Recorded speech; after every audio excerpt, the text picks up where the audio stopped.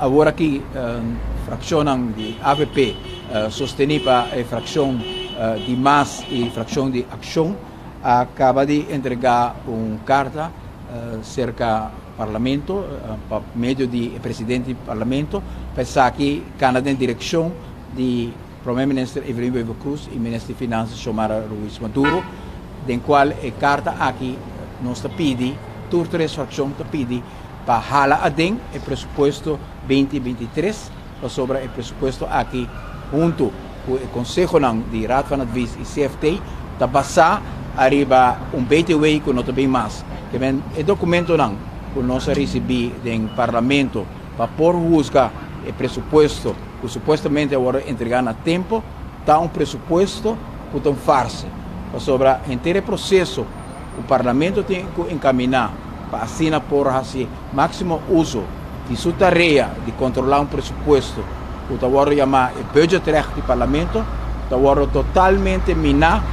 de forma com o governo a atender o tema sério aqui de pressuposto 2023. Governo que tem no momento aqui pressuposto 2022 arriba mesa na Den Haag com petição para aanwijzing de budget,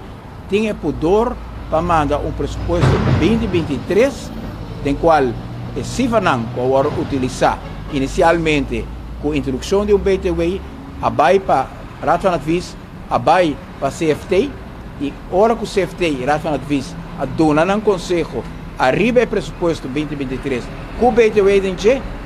o governo cambia o pressuposto aqui, mandando o Conselho não viu de CFT e Raad van Advies, e não tem Conselho de CFT e Raad van Advies arriba o pressuposto, maneira ela vai entregar no momento aqui no Parlamento. Sei que bem, o inteiro processo,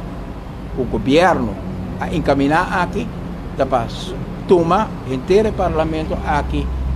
de forma com nota 4, com seriedade, com mistério, no momento que pode tratar pressuposto. No momento aqui, nós temos Conselho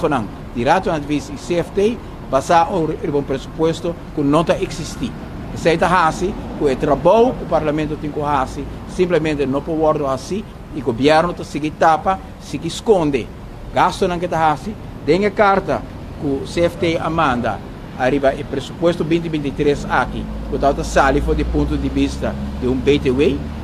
mas que de 5 viaja, CFT está papia, que o realiteitsgehalte não pode determinar. Sabe a palavra bonita para bisa, e não sabe que o governo ganha.